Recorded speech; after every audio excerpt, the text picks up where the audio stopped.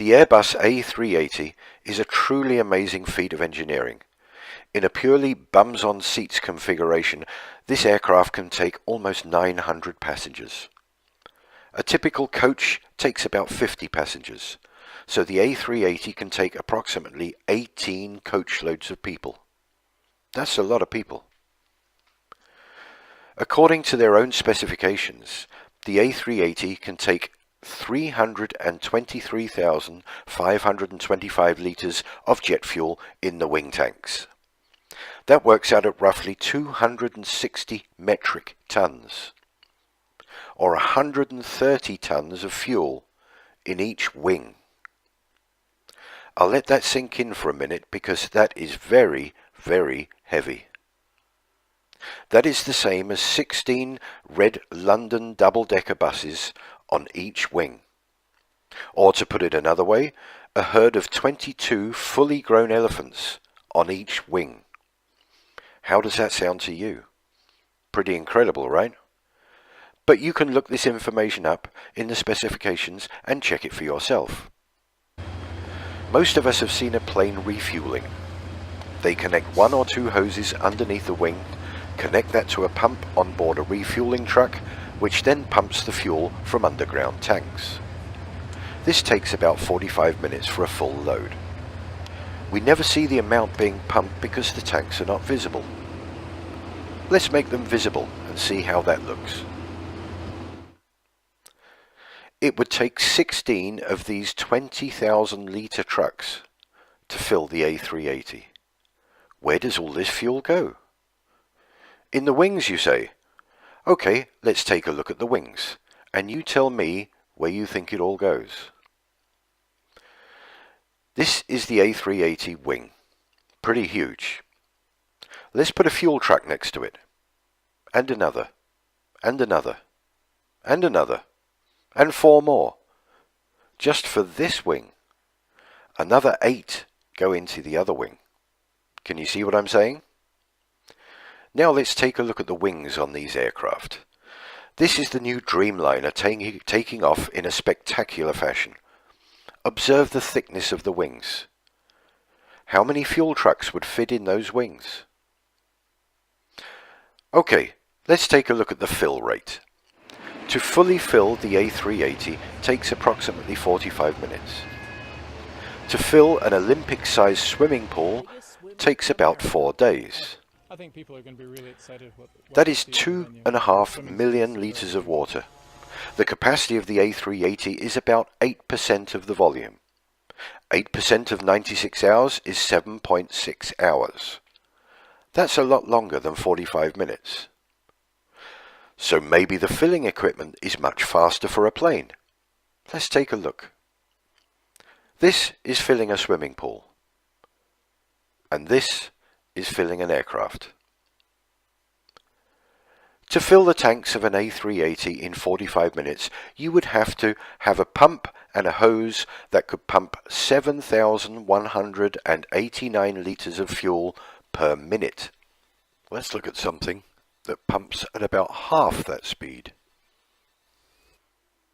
Now the plane, now the fire hose. Don't you think that filling that wing with that sort of pressure would just rip a hole right through the top? It's only made of aluminium. So far, we have no room for all of that fuel. An incredible weight of fuel and a filling procedure that makes no sense whatsoever.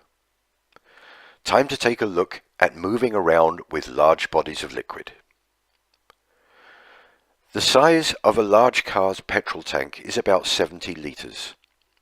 Don't you sometimes wish that your petrol tank was bigger so you wouldn't have to fill up so often?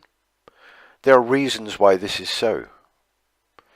Number one, the weight would drastically reduce the performance of the car. And number two, the amount of fuel sloshing about in the tank would seriously interfere with the road holding whilst going around corners. This doesn't seem to be the case with aircraft using vast quantities of fuel. Let's take a look at what large bodies of liquid does to road holding. Not a pretty sight. Now let's look at a couple of landings of aircraft and try to imagine hundreds of tons of fuel sloshing about in the wings. I think you might be getting the gist of what I'm trying to say. It is ridiculous to think that these aircraft take off, fly, bank, maneuver and land with large amounts of liquid moving in all directions. The only compressed air is the major contributor to the engine's thrust. Hear that, boys? What is it? Just another narrow-body aircraft. Hey, my atoms are shaking. Strange. It sounds far, but I bet my last proton that beast is much closer than you think. Hold on, people. It's a LEAP-powered aircraft. A leap into the unknown. What on earth is a leap? Something you sure haven't seen before. Everybody get ready. We're going in. Can someone please tell me what just happened? Sure.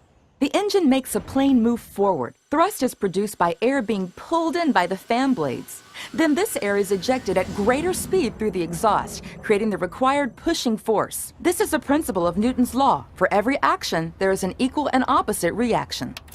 So how is this possible? Gentle souls, come with me to the bypass.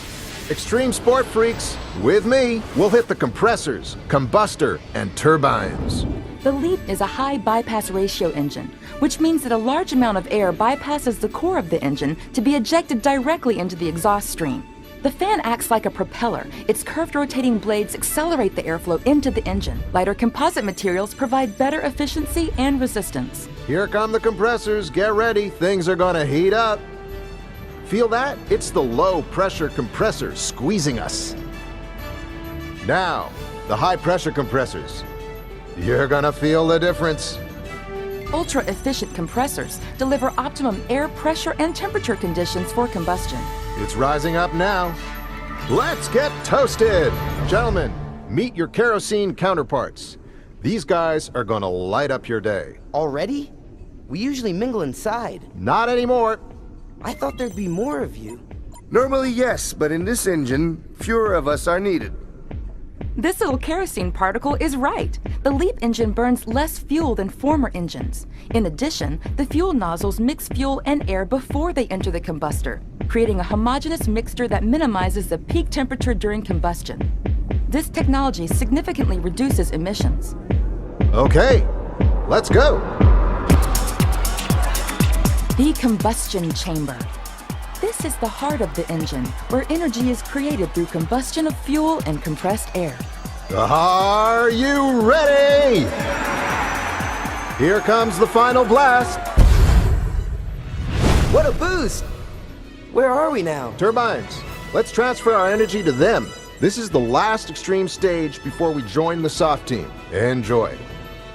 Advanced material and aerodynamics make the turbines much more efficient and durable.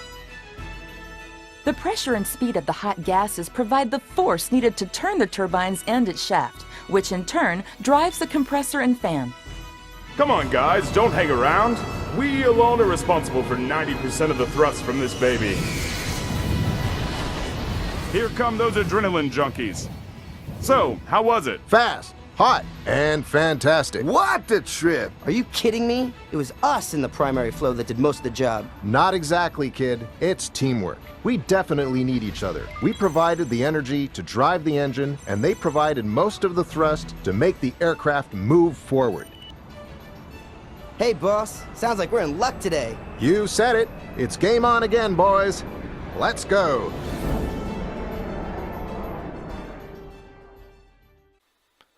Now let's watch how compressed air, ejected at force into ordinary air, reacts. This is an experiment that anyone can do at home. You compress air inside a plastic bottle, pop open the top, and see the result: water vapor. This is what is happening when the jet engines are in cruise mode. They are running purely on compressed air, and the contrails are water vapor being ejected out from the engines. While small amounts of fuel are needed to get the jet engine up to speed, when in cruise mode, the engines use very little to no fuel whatsoever. We are being charged huge amounts for fuel that doesn't exist. It's not needed to fly these amazing machines. All that's needed is the most abundant thing that we've been given: